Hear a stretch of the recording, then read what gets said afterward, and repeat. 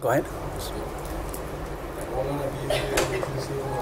Mobile phone, on the mobile phones, people, they download the Quran. They download many things on the mobile phone and they keep on the floor. Is it okay? A very good question. People download the Quran on their phones and they keep it on the floor and things like this. Sometimes they might take even to the toilets. But the Quran ayah in the mobile. Yeah. Okay, so you can look at this matter in two different ways. And number one is that the Quran is actually not stored on the phone, it's in the memory, right? So it might be connected to the internet and things like this. So the Quran in that aspect is not like the physical copy of the Quran. That's number one. But nevertheless, I personally don't have a downloaded Quran on my phone. Reason being is, from the beginning of Islam till this time, the Muslims have always given extremely high veneration to the Quran. For example, we always have the Quran on the highest shelf. The Muslims have artistically designed in textile ghilafs for the Quran over the centuries of Islam. They would make beautiful ghilafs for the Quran. This all this veneration indicates their high iman in the Quran.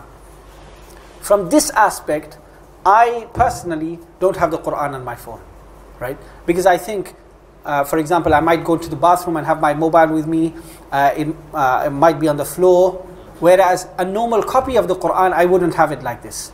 But this is my personal issue, right? Whereas generally speaking, what the scholars have said is that the Quran in the mobile phone is very different to the copy of the Quran. Is that clear? Yeah.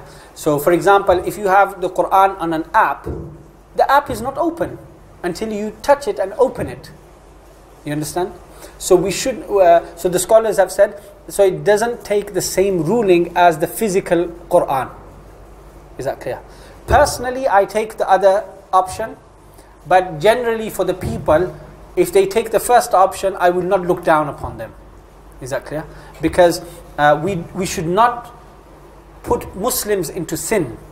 We should try to find ways for them to come out of sin.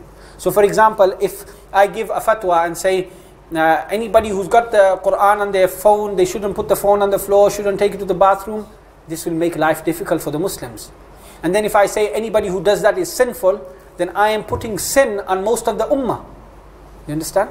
So it's one thing is, something is the best option, right?